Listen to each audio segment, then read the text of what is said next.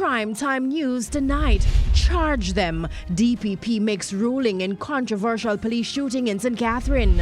Multi-agency operation launched in St. James to stem crime. And leader of government business in the Senate echoes warning about turning away investors.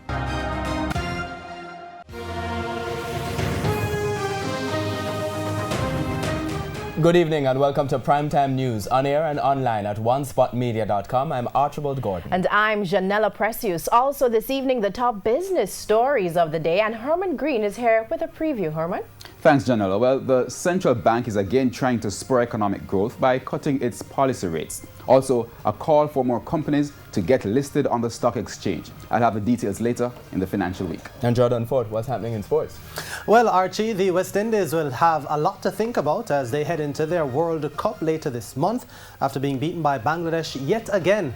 I'll tell you more in Primetime Sports Friday. Bangladesh.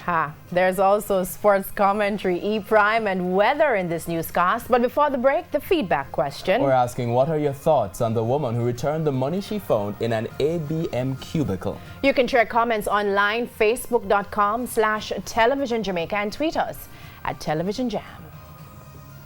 Please stay with us. The news in detail right after this break.